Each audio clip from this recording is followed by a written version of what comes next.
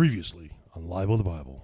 Yahweh creates everything in 6¼ days. Yahweh throws Adam and Eve out of paradise for disobeying him. Yahweh decides he hates his creation and decides to kill everything and everyone and start over. Yahweh finds Abraham and promises him a great nation. Generation after generation, Yahweh keeps promising Abraham's descendants that he'll make a great nation of them. After allowing the Israelites to be enslaved in Egypt for hundreds of years, Yahweh murders thousands of Egyptians to free his people. Led by Moses, the Israelites flee Egypt and set up camp at the base of Mount Sinai. Yahweh realizes the Israelites are stiff-necked. He hates them and wants them all dead. After being convinced by Moses to spare them, Yahweh provides the Israelites with a long list of rules they must obey in order for him not to kill them. And now, the Book of Numbers on Libel the Bible.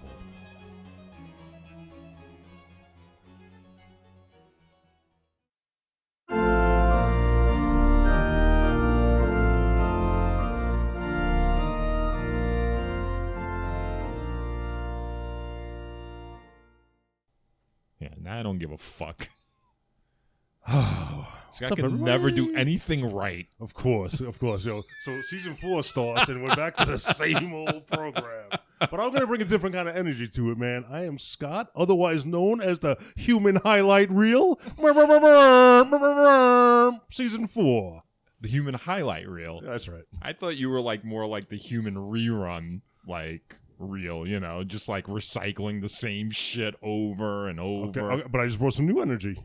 What was the new energy? You literally, the first words out of your mouth was Scott doesn't do anything right. That's the last 3 seasons. I see what you're saying. Well, people like consistency in their characters. Yeah, that's right. You're a character. And evil characters should never change. I don't know who's worse, you or that Muppet that didn't say hello to the black children at Sesame Place. You know I'm worse. I'm always the worst. I'm the worst, right?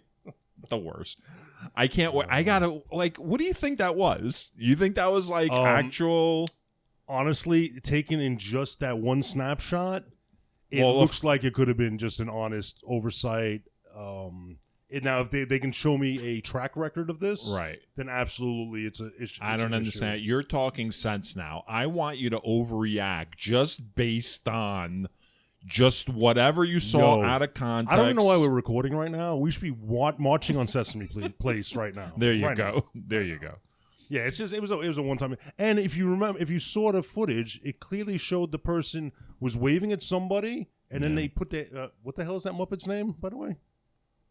Oh, Rosario or Rosaria. Rosita. All right, so Rosita looked right at somebody, was waving, and then she put her finger up. Yeah, was like, she said I'm done. no, right. And then she looked, but it did look like she looked down at the girls. Yeah. And then kind of blew her off. But it could have been maybe just the time. I don't know. Maybe you got to show me one incident does not define a Muppet. Right. Well, Rosita. Look. In today's political climate, that shouldn't stop anybody from jumping to conclusions. Oh, no. The woke mob should definitely immediately condemning Sesame Place. Yeah, hell yeah. But that poor little girl, can you imagine? Did you see her face? Yeah, she's probably in love with that character. It is a popular character. I never heard of her before that, but I don't have children. She's a popular character.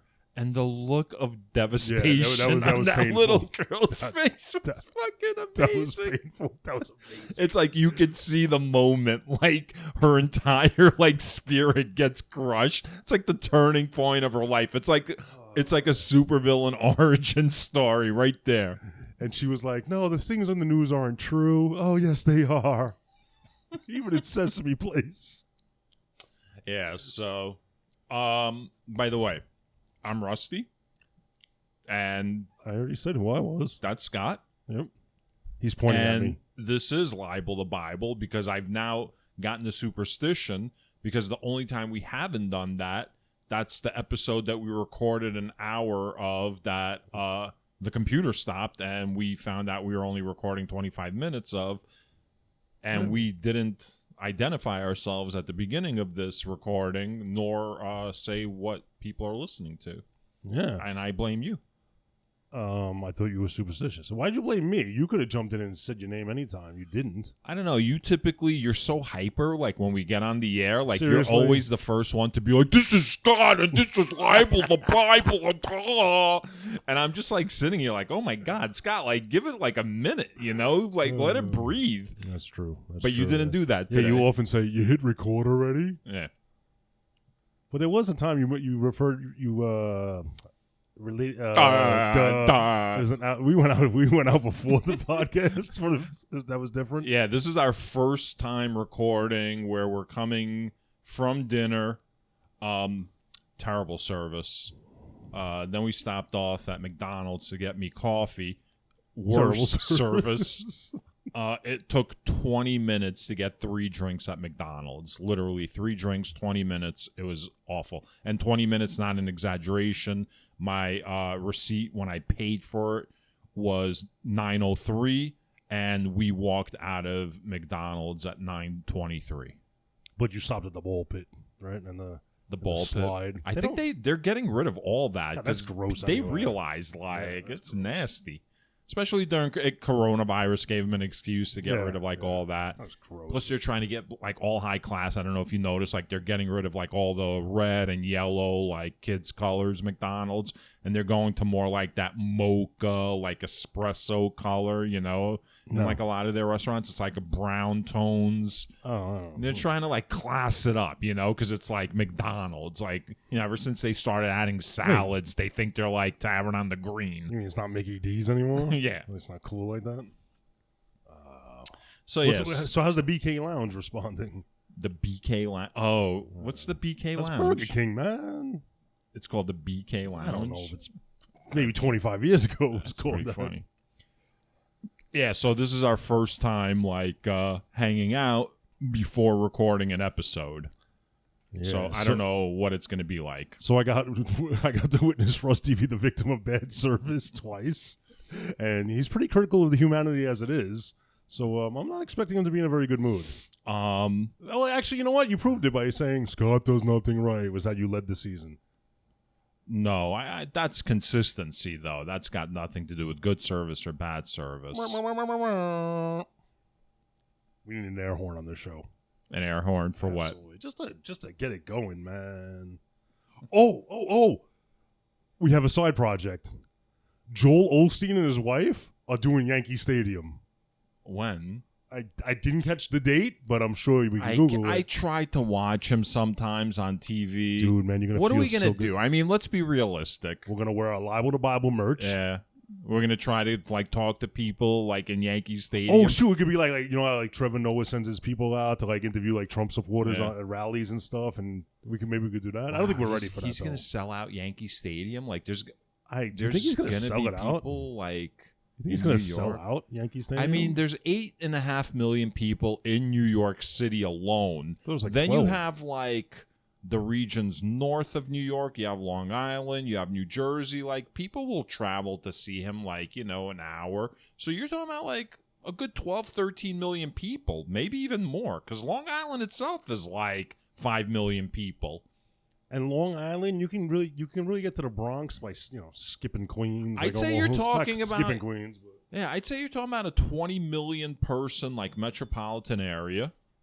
He's gonna sell out. And when I see him on Sundays, when I'm up that early, he's got a sold out pretty big auditorium. Yeah, and that's Texas. But Texas, you expect people to be churchies.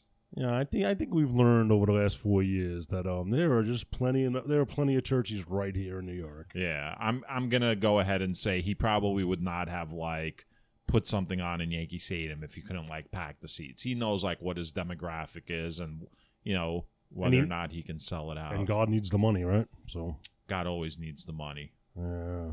God always. Needs We'll go to see Joel Osteen. Maybe, probably not. To do what? Just to look around and laugh, I guess. That's another problem, right? We've been recording so many podcasts, in such shorts, what's the term? Short succession? Sure. Yeah, that, I'm running out of things to banter about, at the start of, episodes. Really? Usually, we'll talk about the week or whatnot, but, we just saw each other, 2 days ago. There's nothing to talk about. Let's talk about this. What got lifted tonight? What got lifted tonight? Yeah, we were held down, man. My Our freedom of fucking speech was oppressed, man. Huh? Okay, Twitter ban. We were banned on Twitter. Oh, yeah. I mean, I don't know. Well, we're not banned on Twitter anymore. So you say you have nothing to talk about? Let's talk about Josh Hawley fist pumping and then running like a little bitch. So Scott's not allowed to use our Twitter account anymore. I'm going to change the password, most likely. You probably should, because I can't be trusted. No, I'm definitely going to change the password now that we're having this conversation. Yeah. He can, like, he's going to start his own, like, Libel the Bible, like, Scott account. Right, like branded. No. No. I'm going to set up a Rusty at Libel the Bible. Sure, even better. Because they believe that you dish the hate much more than I do. No, for sure. Yeah. Well, it's kind of like a lot of times when you're watching a movie and like the bad guy that everyone hates in real life turns out to be like the teddy bear and the lovable one, whereas like the good guy on the show that everyone loves is like really the asshole in real life. Give one example. Like this show. Like on this you show. Can't use this show to talk about this show. Like on this show. That's that circular argument. You know, like everyone says, like Rusty's the asshole and like he's so mean and he's so angry. But, you know, like once we get off the air, like I have no opinions about anything. You just climb into your alcove and regenerate. Yeah, I just wait until it's time to go on the air again. You know, maybe I'll read something every once in a while. And Scott's always like, it's always like spewing like hate and anger and bile about these people or those people. Were you a projectionist in the previous life? That's someone who used to run the movie projectors in the theaters. Mm-hmm. Yeah, and I used to insert like pornography, like one frame of pornography into like every like kids cartoon. Oh, like so that as the movie shit was going on, like all of a sudden for like a split second there'd be like a penis in between like a scene of like Bambi and like cigarette ads. Throw a little cigarette ad in there. Mm-hmm. Well, they're called like cigarette burns or something. Yeah. No, are they? I think so. Yeah. Because they look like little cigarette burns, like when you have to change a reel. We're not talking about that, though. We're talking about the subliminal one-frame, like, ads. Oh. I'm not even... I don't started this conversation, I don't care man. about the ads. Like, I'm not looking to do ads. Like, I'm just looking for, like, to spread chaos and, like, disorder. And porn, apparently. Well, porn is the vehicle to spread chaos and dissent. Oh, the porn's the problem. Not Dungeons and Dragons, because I hear they're coming out with a movie like that. All that Satan is going to come out of that movie. I didn't say porn's a problem. It's the way people process porn that's the problem. Like nonstop. Nothing's a problem, right? It's just the way humans like process anything. Yeah, I got to adjust my mic here, man. Everything's a little strange. Yeah, I feel like when I showed up, like my mic was like... Yeah, I might have done some... I don't know. I think it was probably you. You were probably angry about something when you left last time. I wasn't here. And the mic... The last time you were here, you weren't here. When I left. Yeah, when Seems I left... Like you never fucking leave, man. Yeah. No, I'm here all the time now. Yeah. So, And now with the summer getting into full swing, we got to record some extra episodes to make sure we don't fall behind. So there's already data coming in from the James Webb. You know about this? So there's a scientist, a group of scientists at MIT. This hasn't been peer reviewed yet. They haven't like published a paper, but what they're seeing is spiral galaxies. Yeah, I saw a couple 13.5 billion light years away, and they're saying that they didn't expect to see that many spiral galaxies going that far back. Because they take that long in to form. time, because they assumed like they would, they assumed the early galaxies, the proto galaxies would not have been spiral. So they're like really surprised by that. But if James Webb is looking like back towards the center of the universe and past the center of the universe, and something is, the universe is what are we saying? 13 point something billion years old, like 14 billion. So if the galaxy expanded equally in both directions, the universe should be like 26 billion light years across, right? They say it's more because it's expanding, like its rate of Speeding expansion is expanding. Okay. And that was one of the things that they couldn't understand why. And now they came up with like dark energy, dark matter, like which all is just that. a space filler. And you know what else was a space filler on the course to understanding things? A space filler, you're saying? I'm sorry, space. We can't say space when we're talking about space. It was by saying dark matter, dark energy. They don't really have an answer. Well, it's a filament. They're saying there's like a filament that when they connects. first started coming up with dark matter and dark energy, it was basically energy and matter that fits the equation, but they couldn't see. Oh, right. So there was something else that was called dark matter and dark energy about 6,000 years ago called the Bible. When they couldn't figure shit out, they came up with the Bible. Right. Well, yeah, that's not just the Bible. That's like all religion. I mean, you're not saying anything profound on any level. Oh. Are you saying that man came up with religion because they couldn't explain, like, I did not. Astronomical phenomena? Did not. I said they came up with the Bible. Yeah. Because there's stuff they couldn't explain.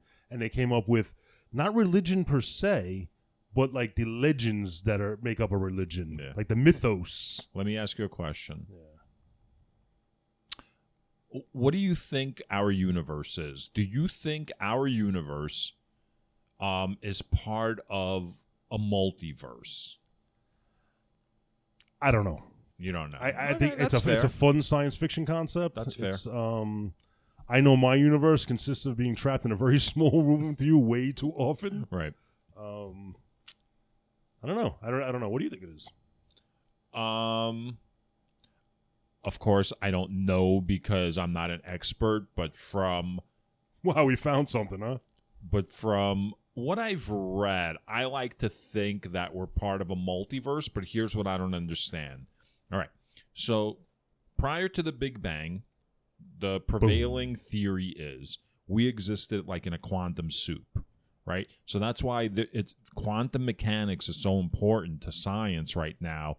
They thought like string theory was going to be able to reconcile Einstein's relativity with like some other shit that they can't, like that relativity doesn't necessarily explain, right? Like dark energy and dark matter. I don't think relativity like accounts. There's something that like relativity doesn't account for, right? So they're trying to find like the unified theory of like everything, you know, the theory of everything, I think it's called. And for a while they thought it was going to be string theory, and string theory's been around now for almost 40 years, and it hasn't really done what like the promise of string theory was supposed to like do, unify, you know, relativity with these other things. But quantum mechanics in many ways is finding certain answers, you know, that are explaining like how dark matter and dark energy could exist.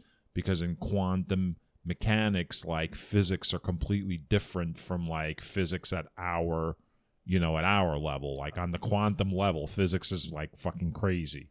How about quantum entanglement? That's the craziest shit right there. Yeah, right. It's not just quantum entanglement. And Einstein predicted that too. Right. Spooky action at a distance. I read that Einstein had like a lot more like theories that he said like he couldn't like ever publish because people like weren't ready for. There was a term for it. He coined a term called humantics. For humantic reasons, they said, you know, the whole unified field theory. It's when you can take gravity, I think it's gravity, electricity, and magnetism, and combine them. You can like open up portals in time, and you can have like a destroyer escort called the USS Eldridge in Philadelphia disappear and reappear in Montauk, and then go back to Philadelphia experiment. That's what or the Montauk Project. Which both they're all entangled. So that's what it Quantumly. is. I think they're trying to reconcile relativity with like magnetism as a force, something like that. So anyway, so I believe in the theory that before the Big Bang, the universe existed in this quantum soup. And then the quantum soup spontaneously, like, combusted. And then, within that combustion, here's the thing. Here's the thing about parallel universes. It could be two things. Each universe could be in its own bubble, right? So, like, our universe is in a bubble, for lack of a better term. And it's one bubble amongst an infinite number of bubbles, okay?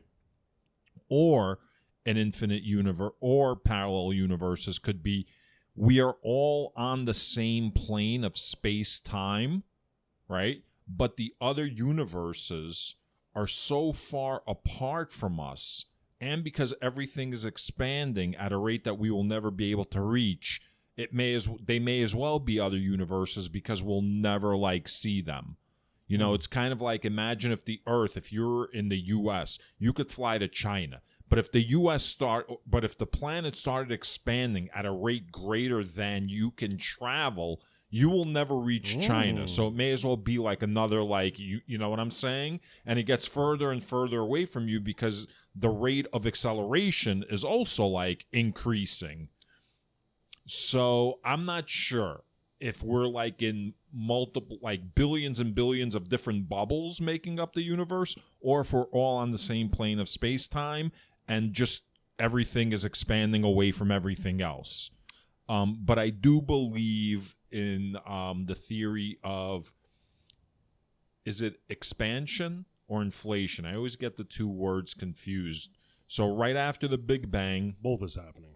Everything expanded. The universe expanded to its current size, like within like a millisecond. Mm-hmm. So I believe in that. I definitely believe in that. But I believe in it because math leads to that conclusion, not because there's no evidence for it and someone just came up with a story. Okay, I'm going to take your word for it that math leads to it. I'm going to say the scientists use math to lead it to it because I could never comprehend that math. And I'm going to just take the word of the scientists, and I'm assuming they used math. Right. And I'm going to assume that scientists, in their hearts, all they want to do is prove other scientists wrong because, you know what I mean? Like, they're jealous motherfuckers. Let's be real. You know what I mean? They don't want this fucker to get, like, the Nobel Prize in physics. Do you know every astrologist, not astronomer, like, hated Carl Sagan? You know they hated him. Now they all hate Neil deGrasse Tyson. I got to say, it's not without reason. Like, Neil deGrasse Tyson is we've obnoxious. We've discussed him before. But have you heard, the theory of the Big Rip? No. Big Rip theory, that they're saying that the universe is going to... My theory, I always suppose that, as the universe was expanding, black holes would be created, and there's tons and millions of them, and eventually they'd start pulling on each other, and then pretty much everything would just pull itself back together and to another singularity. So that's the big crunch. That's the big crunch. The Big Rip is the theory where dark energy and dark matter are continually accelerating the expansion, that eventually everything's going to pull apart from each other. Nice. And stars are going to die out, and everything is going to be one big void with and just nothing but darkness once all the fuel burns out. Nice. You know what's always gotten me? Like, so according to relativity, if I fall into a black hole... I can't with that. And I'm looking out... I can't with that theory. So once I cross, like, the, what do you call it? Event horizon. Once I cross the event horizon, right, all light travels into the same direction, towards the singularity, right? Everything's being pulled towards the singularity, okay? But if I was able to look out just as I was crossing the event horizon, apparently, because time is so distorted, I would be able to see the entire history of the universe unfold before I hit, like, the singularity. See, I didn't know that theory, but I did understand that if I was outside the event horizon and, like, I pushed you in, like, you'd start swinging around the black hole, and then at some point you would just stop. I would stop. From my point of view. That's pretty right. crazy. Like, my image would forever be there. Which would be the exact opposite of why I pushed you in. The last thing I wanted was to ever see you again. Well, and now I'm stuck seeing you for all eternity. It could be like a memorial. It could be like a reminder of that time that I pushed Frosty into that singularity. Yeah. So all this is to say, Scott, that we live in a universe filled with fucking marvels, right? Like, just, I've read about, like, what a quasar is, like, so many times. I can't even remember what a quasar is, right? It spins fast. Right. It's blinks, like, is it a black hole? Is it a star? Yeah, no. Collapsed neutron star. Then it's like, well, we know that nothing can escape the gravity of a black hole, but now there's, like, Hawking radiation, right? And, like, it spits out like shit, and then we find out that, like, everything that ever went into a black hole, like you said, my image would, like, forever be stuck. Like, it's forever recorded in the disk, right? Information cannot be lost. Right. So, like... Dude. Yeah. We're in a fucking one big like studio. People cutting records. The black holes are the records. It's the vinyl. You think that's what's going etching on? Everything. So we live in a universe of fucking marvels, and black holes and quasars being some of them.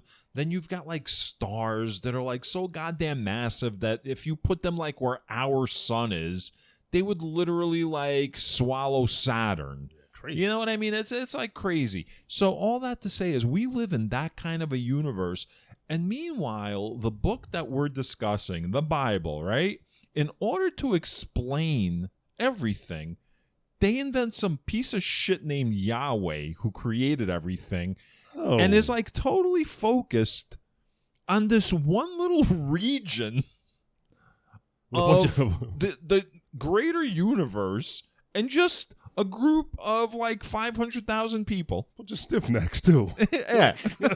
Not even the best, apparently. So again, the point being, if Yahweh did exist, he's certainly not God. Yeah, well, you know what I mean. Yahweh existed. Right. So, yeah, Yahweh was like, what, Mel Gibson? Listen, why don't we just do this by the numbers, man? All right. Well, by the numbers is good because numbers 1. Nice, right? Right? We transition to numbers 1. A pirouette, I did. That's right. It's called a segue? A segue. Like, you know, remember the segue was going to be the next big thing? Somebody was like, they were like, in like 6 months, we're going to reveal like the invention of the century. And it turned out to be the segue. The hoverboards were much more fun. Yeah. I like those, those cars that look like...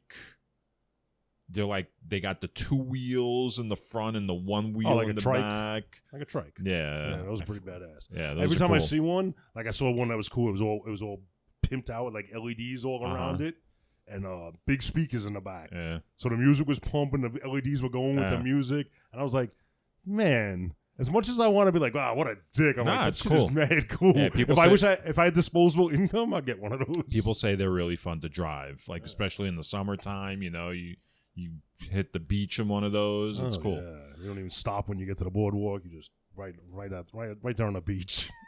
Well, I don't know about if you were in Costa Rica, you could go right on the beach. We were literally parking like right on the beach in Costa Rica. With your trike? In a car, man. We rented a car. We were driving around. It was really cool.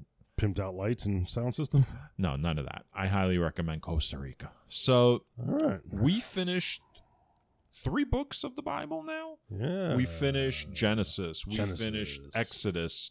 And we finished Leviticus. What's with the S's?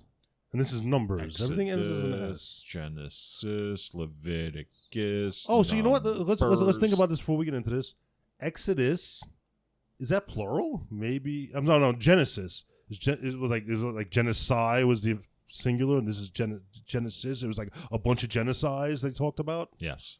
And then Exodus was Exodus, and there's a bunch of different Exodus. Yes. And Leviticus. Yes, I think you're onto something. Yeah, numbers. I'm surprised the FBI hasn't hired you yet to solve like mysteries. They were after me for some other reasons, but not for employment. So we're gonna start numbers, and I watched a brief video. It's like a 5-minute video, which was an overview of numbers. 1, 2, 3, 4, 5, 6, 7, 8, 9, 10, 11, 12. The hell was that? Really?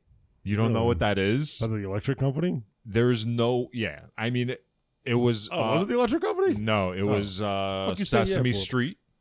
Oh, them racist Muppets. It was the pinball game, remember? Like, they would send the pinball, like... And you would follow the ball inside of the pinball machine. I don't remember that. Well, okay. So that's what that's from. Remember the Slee Stacks? Those were cool. The who? The Slee Stacks. No, I don't remember. Oh, those were on Sesame Street. They were Land of the Lost guys. So we went from Sesame Street because it was puppets. Let's get back to. You want to talk about Fraggle Rock? No, I'm down at Fraggle Rock. What are you looking at? Are you looking at whether we're recording or whether... it's half hour. What Let's our get time into numbers, is. Man. Let's get into numbers, man. Why?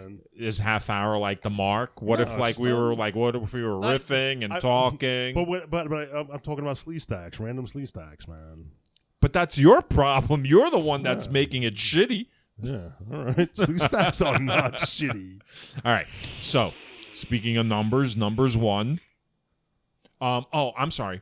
So what I did want to say was, I watched a 5-minute summary of like what Numbers is, what the book of Numbers is going to be. Are you going to give up the So end? apparently it's broken up into 2 parts.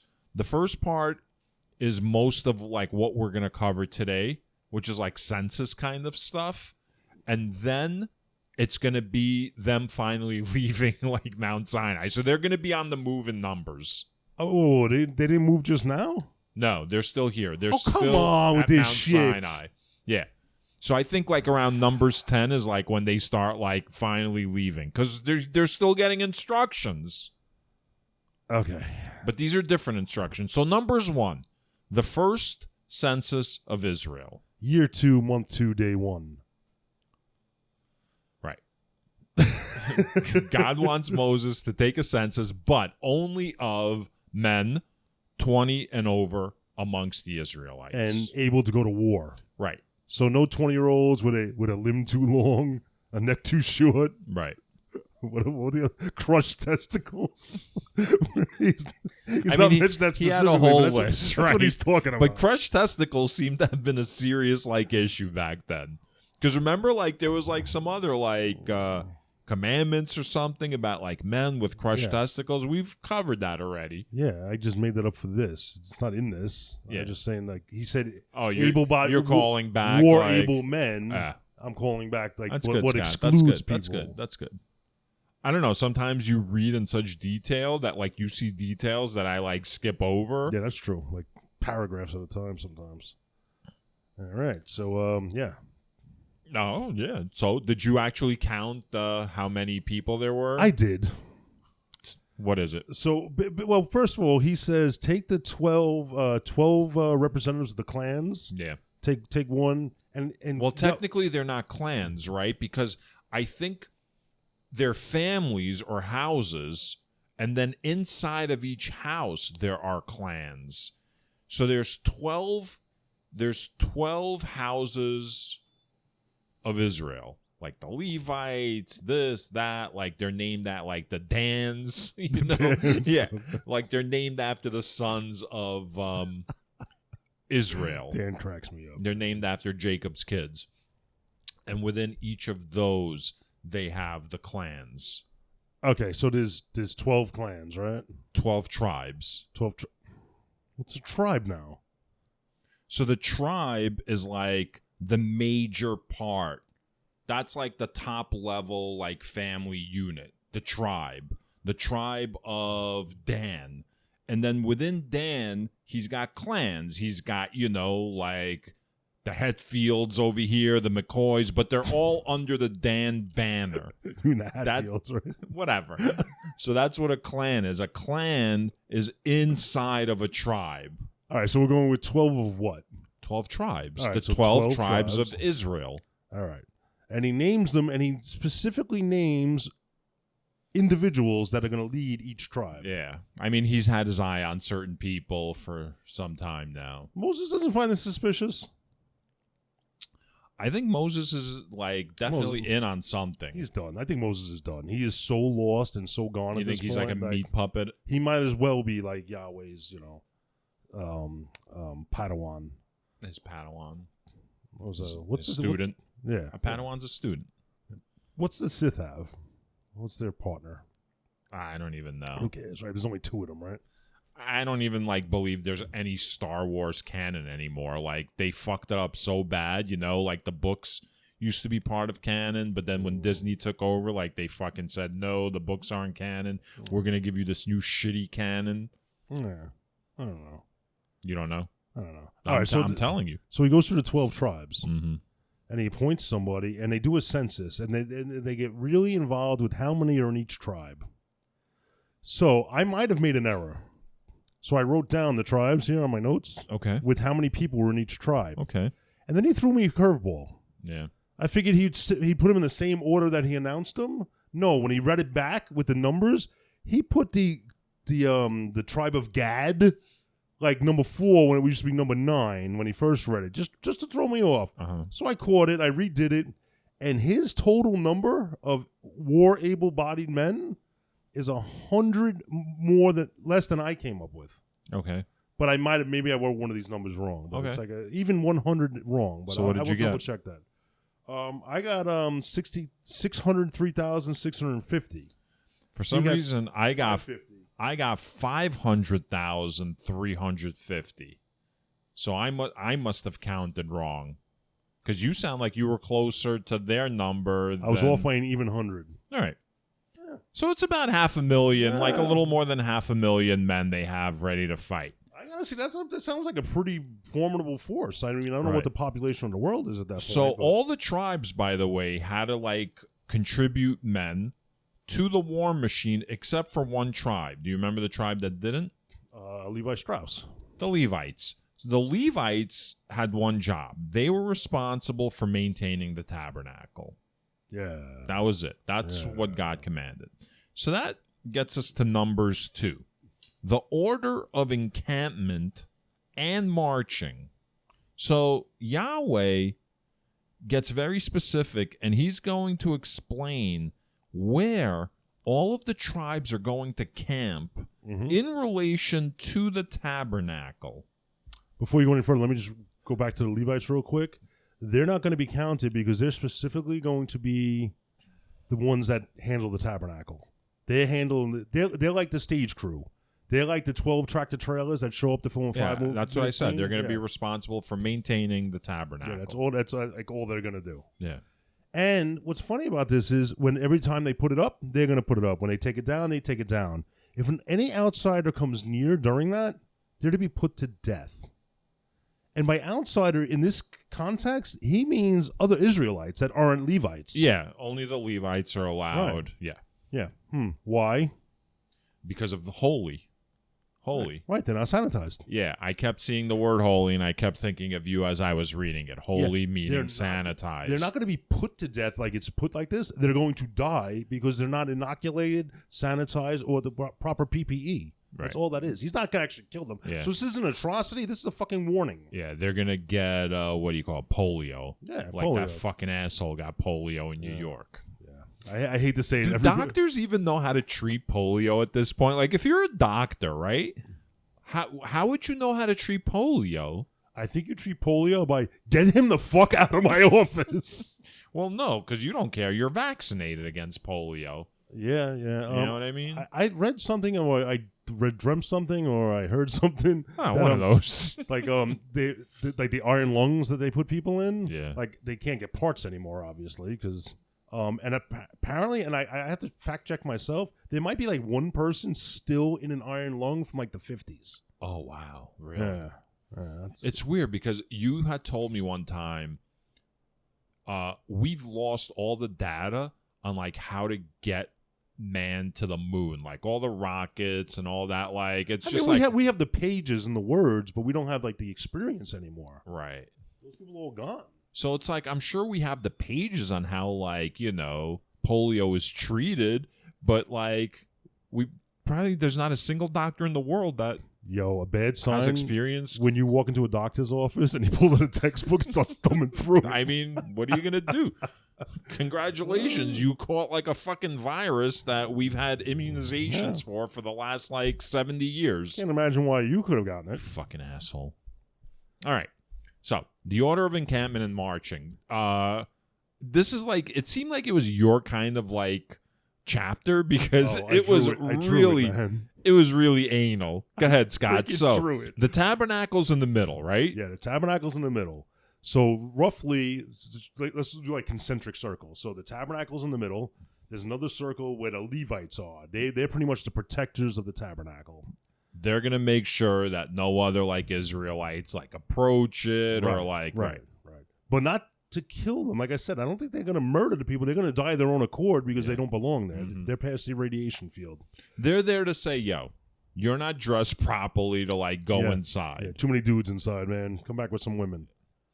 And there probably are too many dudes because... No, I meant like you're not dressed properly in terms of not like being chic, but in terms of like you don't have the correct hazardous like material, like, right.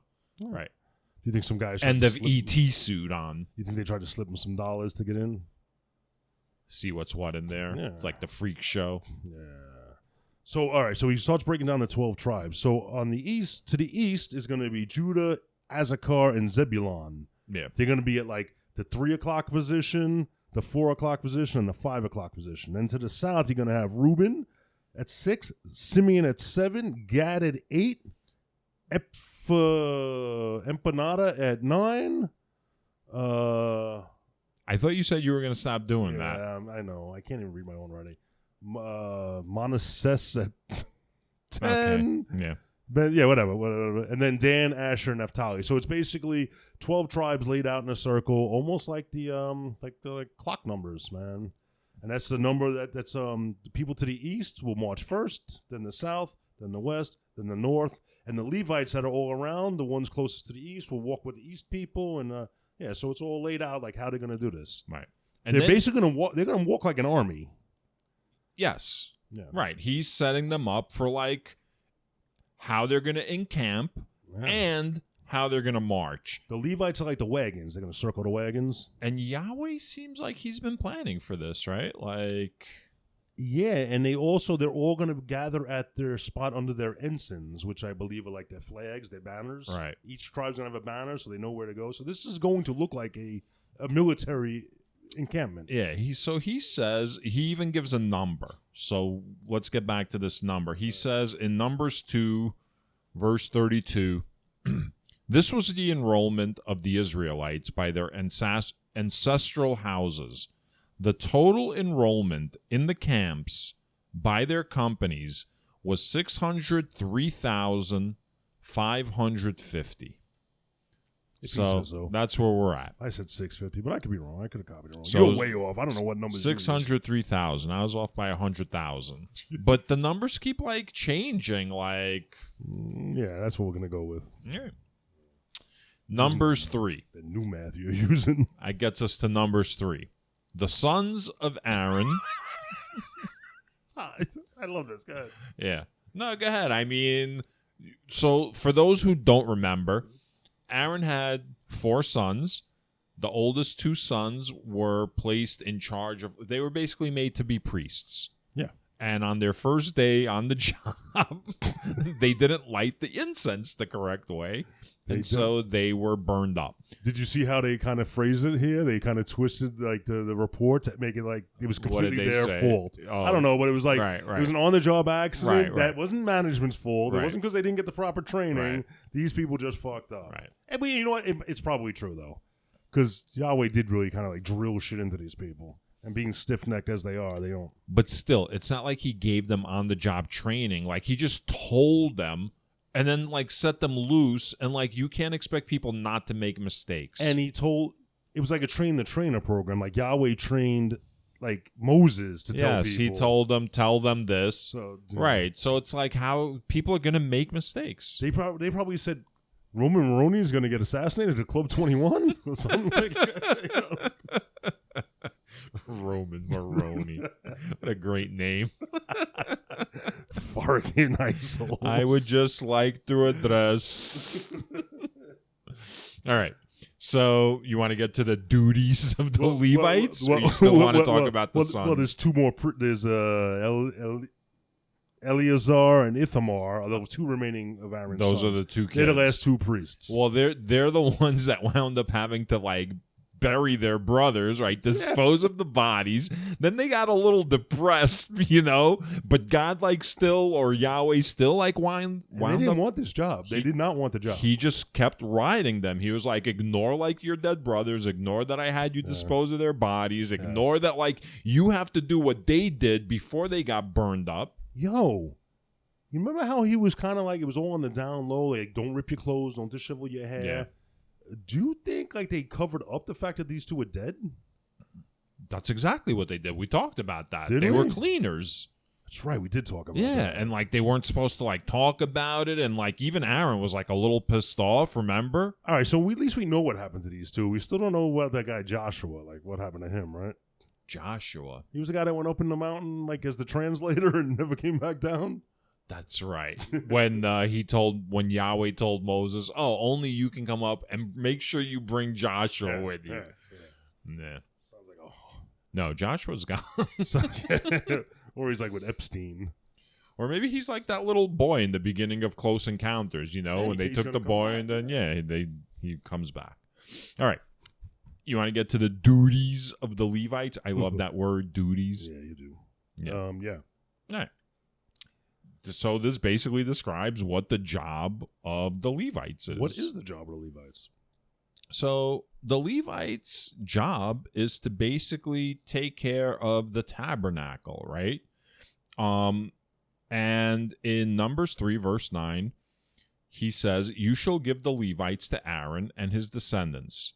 They are unreservedly given to him from among the Israelites, but you shall enroll Aaron and his descendants. It is they who shall attend to the priesthood, and any outsider who comes near shall be put to death." Yeah, so now he said it twice. Now I'm thinking maybe they just won't die because maybe they are going to be put to death because they're going to see shit, which I've said before. Right. So basically, all right. So Aaron. So again, are they going to die because they see shit and like they know too much, or are they going to die because they're being exposed to toxic chemicals that their bodies are not anointed to be exposed to? I think it's both. I think there's two scenarios here. It could be either one of those things. Like while they're setting it up before they put the force fields in place, Yeah. you're going to die of like exposure. And then if you see it after it's put up, you're going to die because you saw too much. Sure. So the Levites are basically Aaron's people know everything that's going on. The Levites only know what they need to know, as they're going to cover later. Yeah. And nobody else can know shit. That's it. And then the Lord spoke to Moses, saying, "I hereby take the Levites Yeah, this was confusing. from among the Israelites as substitutes for all the firstborn that open the womb among the Israelites. The Levites shall be mine, for all the firstborn are mine. When I killed all the firstborn in the land of Egypt, I consecrated for my own all the firstborn in Israel, both human and animal. They shall be mine. I am the Lord." I'm confused. All right. So he's taking the Levites in lieu of the next round of the firstborn Israelites? Like he's not going to take the firstborns because he's going to take the Levites in lieu of that. Yeah, like remember when he was giving like all those crazy instructions like halfway through or towards the end of Exodus when they were already at Mount Sinai and he was like doing the 10 Commandments nonsense. But in addition to the 10 Commandments, you don't remember? You got to like speak because people can't see you like shaking your head. I don't want to show my stupidity, so I'm just, and you just keep calling me out on it. All right. So, yeah, there were like several instances where he's talked about like the firstborn are like his, but he hasn't like specifically said what that means. Well, now he's kind of saying like in lieu of giving me your firstborn, I'll take like the Levites. The Levites will serve as like your payment. That sounds good until we get further on, and then it gets even more confusing. You're talking about Numbers 4. It comes up later, right? Yeah. But I'm pretty sure it's the same thing. He's talking about the same thing. Well, it's possible I just didn't understand it. All right. So that gets us to a census of the Levites. Okay, wait, can I point out, like, you just had to bring up the fact that you killed all the firstborn in Egypt? Was that bragging? Or was that, like, just reminding them, like, the power he had? Well, don't forget. Like, don't be proud of that shit, dude. Don't forget the reason he killed all the firstborn in Egypt is because he wanted to show off. Because remember, he hardened the heart of the Pharaoh so that he can be as fabulous as he can be. So I think this was a subtle reminder to the stiff necks, like, what he could do. Yeah. As if, like, they need any reminders of, like, his murderous rage. Except, they do need reminders, because damn. All right. So that gets us to a census of the Levites. So here's what a clan is. The house is the Levites. The tribe is the Levites. But within the Levites, there are different clans. One clan is the Gershonites. Do you remember what the responsibility of the Gershonites was? Didn't they have to, like, clean the bathrooms or something? I mean, yeah. So the responsibility... So, Numbers 3, verse 25, the responsibility of the sons of Gershon in the tent of meeting was the tabernacle, the tent with its covering, the screen for the entrance of the tent of meeting, the hangings of the court, the screen for the entrance of the court that is around the tabernacle and the altar, and its cords, all the service pertaining to these. Yeah. Then he goes on to the clan of Kohathites. So these are another clan within the Levites, and their responsibility, starting with verse 31, their responsibility was the ark, the table, the lampstand, the altars, the vessels of the sanctuary with which the priest ministers and screen, all the service pertaining to these. Eleazar, son of Aaron, the priest, was to be chief over the leaders of the Levites and to have oversight over those who performed the duties of the sanctuary. Okay. Then there's the clans of Merari. And according to verse 36, the responsibility assigned to the sons of Merari was the frames of the tabernacle, and just on and on and on. So he's basically like saying, like, these are the responsibilities of this particular clan. Yeah. So what I'm thinking is these are your tradesmen. They all got specific duties. They didn't mention like you know what? This is because they're splitting it up, so no one unit knows what the other unit's doing. Yeah, it seems like, right. It's like just keep them like divided and separate, and like one cell doesn't know what the other cell is doing. Right. So if they're ever like grabbed, you don't need to interrogated, know. Yeah. Very And those who were to camp in front of the tabernacle on the east, in front of the tent of meeting toward the sunrise, were Moses and Aaron's sons, who were to perform the duties of the sanctuary, whatever had to be done for the Israelites, and any outsider who came near was to be put to death. And again, outsiders are fellow Israelites that just aren't part of that specific Right. people that are supposed to be there. And then that leads us to the part that I think you were alluding to about the firstborn. Yeah, I didn't get any of this. So it's called the redemption of the firstborn. And it's basically from verse 40 all the way down to verse 51. So it's 11 verses. Do you want to read it now? Sure, go ahead. So starting with verse 40, it says, Then the Lord said to Moses, Enroll all the firstborn males of the Israelites from a month old and up, and count their names. But you shall take the Levites from me.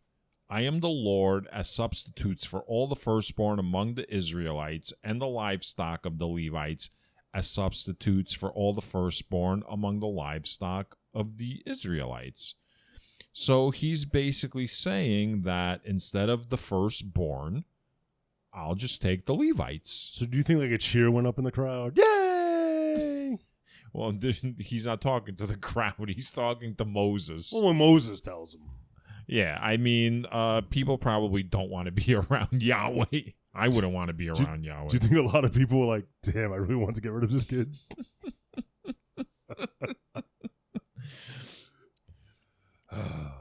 They might have to wait for the year of Jubilee. you could do anything during the year of Jubilee. Jubilee, that crap. That's the name of the episode. Yeah. Pretty awesome. much. Good episode, man. Hey, do you have anything to say about the redemption of the firstborn? No, but then to get to the next part though, when he talks about the total enrollment of the firstborn minus the 22,200 anything right. upward, I think that's the one I didn't get. So Moses enrolled all the firstborn among the Israelites as the Lord commanded him. Verse 43, the total enrollment, all the firstborn males for a month old and up, counting the number of names, was 22,273. Then the Lord spoke to Moses, saying, Take the Levites as substitutes for all the firstborn among the Israelites, and the livestock of the Levites as substitute for their livestock, and the Levites shall be mine. I am the Lord. He's basically just repeating himself. The exact same thing. That adds to confusion. That does not really help me by him repeating it, because I always go back and go, did I miss something? Didn't he just say that? But all right, go on. And then now he's just doing math. He's just telling you, well, half a dozen of one is a dozen of the other. You know what I mean? I almost feel like this is bullshit math. Like he's just confusing the shit out of them. As the price of redemption of the 273 of the firstborn of the Israelites, over and above the number of the Levites, you shall take 5 shekels apiece, reckoning by the shekel of the sanctuary, a shekel of 20 gerahs. Give to Aaron and his sons the money by which the excess number of them is redeemed. Okay. Can you explain that? Like in a simple mathematical equation? It's basically... Well, I don't even know what he's talking about. He's talking about people are able to buy... It's kind of like, in the Civil War, when they had a draft, you could buy your way out of the draft, so you could, like, pay $250 or whatever. You didn't have to go to the Civil War. Really? Yeah. So there were like major riots in New York City over that because only poor people then were going to war. All the affluent Which people is strange because that's not what happens now. Right. So that started like a 3-day riot where we burned Manhattan. I remember that. Yeah. It was in gangs in New York. What about bone spurs? Could you just have bone spurs and not go? No, not back then. Back no then they didn't give a fuck about bone spur. Yeah, no. Fuck's a bone spur. So I think this is similar to that. Maybe to redeem instead of a Levite, you could pay a shekel. I don't know. Yeah, I don't know either. Man. I don't know. Do you think it's important to the story? I think it's probably not that important to the overall story. And I just don't want somebody coming back in the future and go, you know why you guys don't understand? Because you glossed over the equation that was in Numbers. Right. The whole key to the Bible was in Numbers 45 through fucking 49. This is the primer for the whole puzzle. Yeah. Shit. All right. So we're going to move on to Numbers 4. 4. Yeah, the Kohathites. All right, can I be honest about Yeah, about Scott this? didn't really have a chance to read it. I read this while I was sitting in my car waiting for you forever to get out of McDonald's. Yeah. But I was distracted by all the chaos that was going on. So I'd read a sentence, have to look up. What was the chaos? Beachgo is falling onto my car. Oh, really? People running in the streets. That's funny. Acting crazy. Fair. Nuts over there. All right. So I had to reread a lot of this stuff. So I read the whole thing, but I didn't retain any of it. And I didn't. Take All right. any So let's notes. go through it together. Yeah. Aw. I'll guide you. Aw. All right. So wait. So in that picture, when it's 2 sets of footprints, and I didn't read something, it's one set of footprints. It's only one because set of footprints. I'm carrying you. I like that. I like that story. That's a good story, man. So the Lord spoke to Moses and Aaron. This is how Numbers 4 begins. The Lord spoke to Moses and Aaron, saying, take a census of the Kohathites, separate from the other Levites, by their clans and their ancestral houses, from 30 years old up to 50 years old, all who qualify to do work relating to the tent of meeting. The service of the Kohathites relating to the tent of meeting concerns the most holy things. Okay. So he's very specific about 30 years to 50 years old. Okay. So they got to be mature people. Yes. Maybe more trustworthy. Okay. Their metabolism has to be at a certain place, right? And we know people didn't live that long. 50 was pretty ancient back then. 50 was pretty ancient. So 30 was old, I'd say. And this concerns the most holy things, the most sanitized. So they're in that weird environment where maybe radiation's higher, everything. And he wants the older people because they're going to die soon anyway. So by the time they get radiation poisoning, they're already dying anyway. It's like when they asked people after the tsunami to go into Fukushima. No, that they didn't want any youngins in there. Makes complete sense. They've already had their children because they're sterile after this. Then basically he starts discussing the disassembly process of the tabernacle. This is the process that you go through in order to disassemble the tabernacle. And then we get to verse 15. When Aaron and his sons have finished covering the sanctuary and all the furnishings of the sanctuary, as the camp sets out, after that, the Kohathites shall come to carry these, but they must not touch the holy things, or they will die. So once like the tabernacle has been disassembled and you've taken out this rod and this glowing shit and that glowing shit, and everyone, you make sure everyone leaves camp first. Now you fucking follow behind them, right? Oh, shoot. What are those rods called? Like in the nuclear plants, right? They're called rods, right? Rods. Control rods. I don't know. Yeah. Rods. Yeah. Yeah. So then he continues on. Then the Lord spoke to Moses and Aaron, saying, you must not let the tribe of the clans of the Kohathites be destroyed from among the Levites. This is how you shall deal with them, in order that they may live and not die when they come near the most holy things. Aaron and his son shall go in and assign each to a particular task or burden, but the Kohathites must not go in to look on the holy things, even for a moment, or they will die. Ooh. I like the responsibility that's assigned. And this is, again, dividing the work. So you need a hand with that? Yo, this is my job. Back off. And they're probably trained specifically in the thing they're handling. So now that you bring it up, here's what I'm thinking. I'm thinking the reason that they're being assigned like specific tasks is there's certain levels of radiation emanating from like this particular thing. Sure. And if they get exposed to this particular thing, they can't go in the next room because the next room might have a level of radiation that puts them over like whatever limit, you know what I mean? Oh, yeah. So they're probably assigned to like rooms where there's like particular limits of radiation, you know, and like you can only stay like and your work PPE in these. is only equipped for this or Yes. that. And you got like the little thing on your shoulder that shows how many rads of radiation you've been exposed to. Yep. Yeah, man. So then that gets us to the next clan, the Gershonites and Merarites. And then basically for the next... I'm sorry, these are all subdivisions of Levites? Yeah. Okay. These are all clans. Yeah. And then basically from verse 21 through 33, he discusses like the tasks. What the Gershonites have to do, what the Merarites have to do.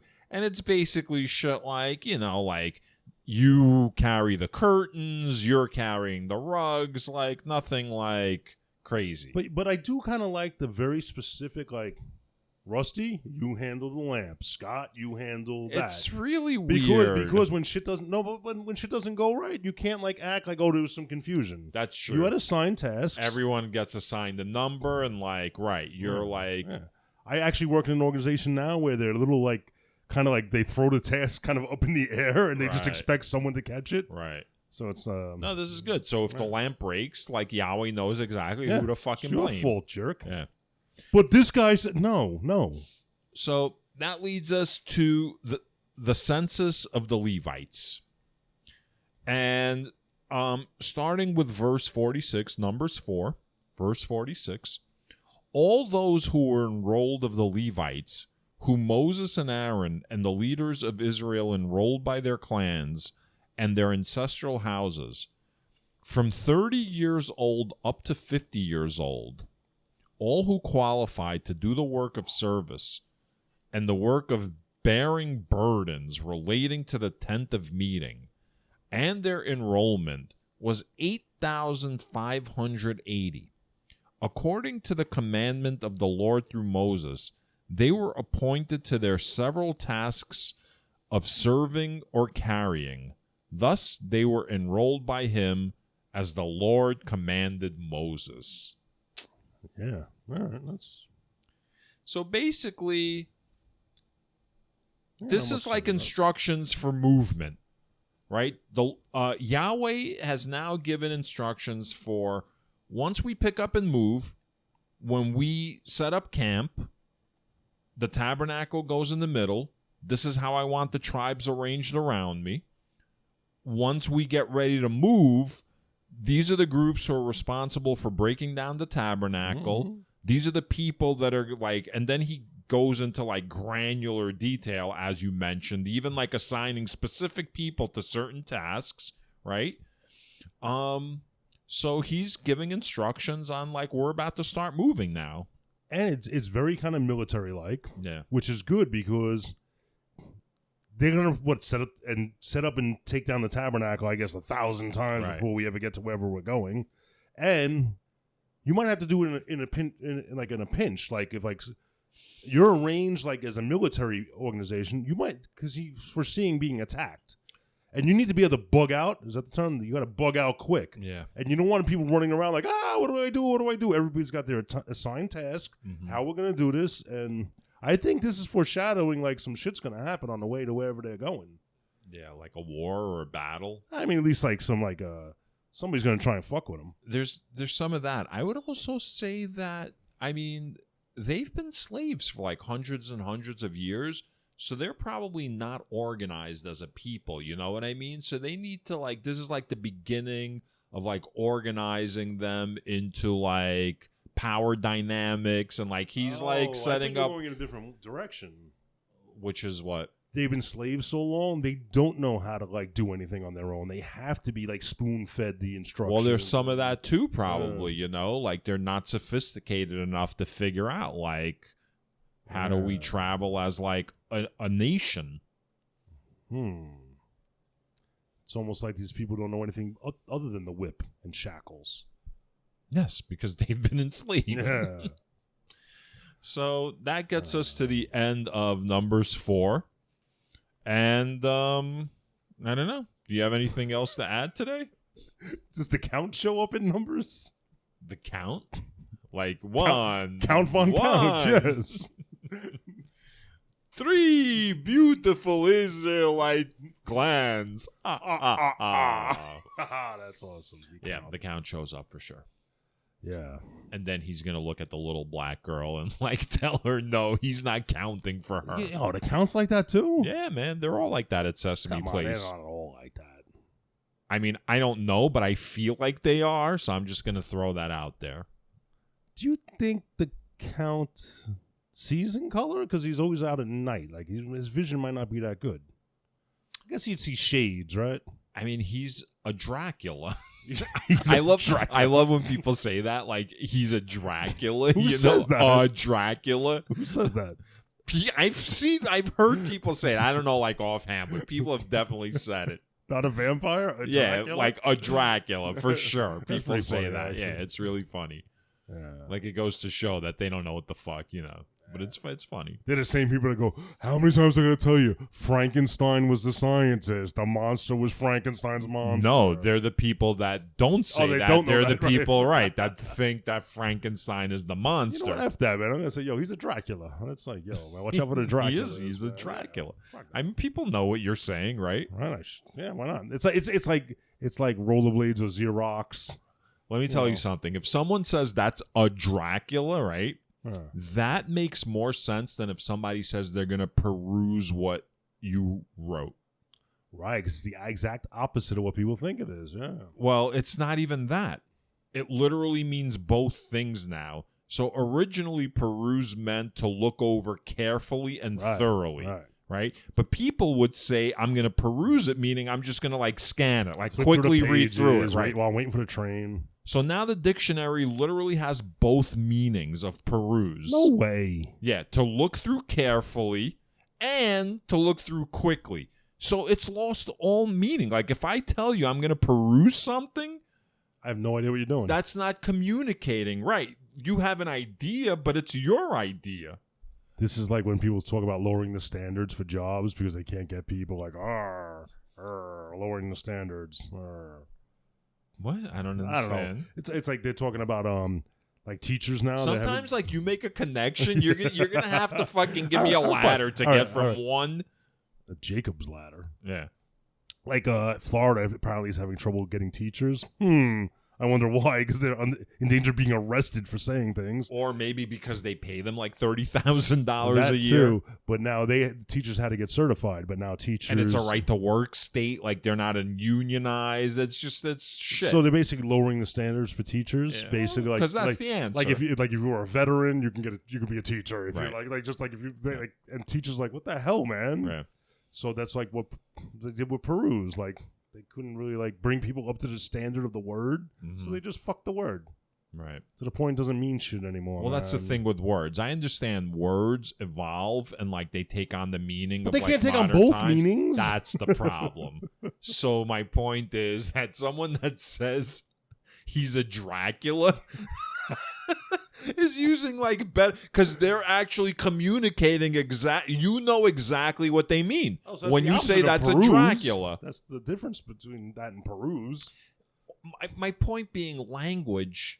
The whole purpose of language is I have a thought in my head that I want to implant in your head so you know what I'm thinking, right? So that's the only reason for language being around. And if I say I'm going to peruse something, I don't know how you're interpreting it. Yeah, so we have to almost eliminate that word. But if someone says a Dracula, yeah, you know they're getting their point across exactly to you. Yeah. They're talking about a Dracula. But they already have a word for it, though. It's a vampire. But a Dracula is a vampire. Well, you know what? Dracula is like a cool, suave, sexy type of vampire, right? Well, he's a Dracula. vampire. He's like the Babe Ruth of vampires. But he's like a smooth vampire. He's like the greatest vampire like ever. The dude walking down the street could be a vampire, but he ain't no Dracula. Right. But in fairness, like Tom Cruise and Brad Pitt weren't Draculas. They were vampires. They were like smooth and cool. So they're Draculas. Oh, I see what they're you're saying. They're vampires and also Draculas. Not all vampires are Draculas, but all Draculas are vampires. It. So we're going to start using Draculas to denote like cool, slick vampires. Yeah. Not like shitty like vampires. Like if we go back to watch The Lost Boys, like half of them probably ain't like Draculas. Cletus, right? Like if Cletus ever got bit, right? Yeah. Poor I like Cletus. it. Yeah, all right. Like So we've come to. So we've gone from the James Webb to Yahweh to a Dracula. I think we're good, man. And by the way, it's our latest recording. Yeah. All right. All right. Peace. All right. Yeah. Peace out. Bye-bye. Peace.